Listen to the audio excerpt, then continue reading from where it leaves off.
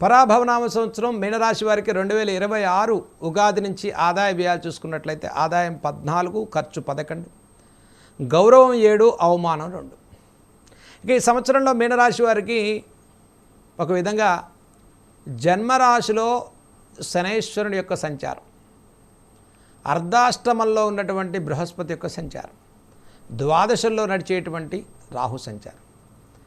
మరి ఈ సంవత్సరంలో అన్నింటా మీనరాశి వారికి చూసుకుంటే 2025, 2026 గురుబలం లేదు, శని బలం లేదు, రాహు 12లో అన్నింటా కూడా 2025 నష్టముల నుంచి 26లో కొంతవరకు అనుకూలమైనటువంటి పరిస్థితులు తీసుకొస్తున్నాడు.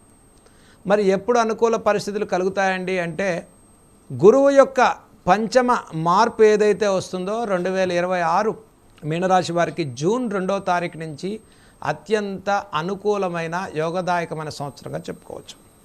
కాబట్టి గురువు కర్కాటక రాశిలోకి ప్రవేశించడం మీనరాశి వారికి ద్వాదశ రాహు ప్రభావం, నేత్రాలకు సంబంధించినటువంటి ఇబ్బందులు, బ్యాక్ పెయిన్, L1, L4, దీర్ఘ సంబంధితమైన సంచార సమస్యలు, అనారోగ్యం, కుటుంబ సమస్యలు, మనక్లేశం, మానసిక అస్థిమిత, సుదూర ప్రాంతాలకు ప్రయాణాలు, ఆర్థిక నష్టాలు, ఫైనాన్షియల్ ఇబ్బందులు, ఇంత సమస్యల రీత్యా మీనరాశి వారు ఎదుర్కొంటున్నటువంటి సమస్యలన్నింటినీ కూడా 2026లో పంచమ గురువు యొక్క మార్పుతో కొంత అర్ధసిద్ధి అనేది మీనరాశి వాళ్ళకి కలుగుతుంది. అంటే నమ్మిన వాళ్లకు న్యాయం చేయగలుగుతారు. మీనరాశి వారికి జన్మశని దోషం ఉంది కదండి, ఉన్నప్పటికీ కూడా మీరు నమ్మిన వాళ్ళకి మీరు న్యాయం చేస్తారు. దైవిక బలం దక్కుతుంది.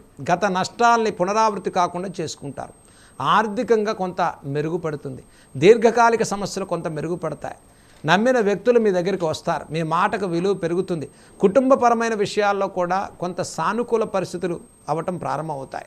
కాబట్టి 2026 ఉగాది నుంచి మార్చి నుంచి జూన్ వరకు కొంత మధ్యమైన ఫలితాలు ఉన్నప్పటికీ కూడా మీనరాశి వారికి జూన్ నుంచి అక్టోబర్ 31 వరకు అత్యంత యోగదాయకమైన సంవత్సరంగా చెప్పుకోవచ్చు.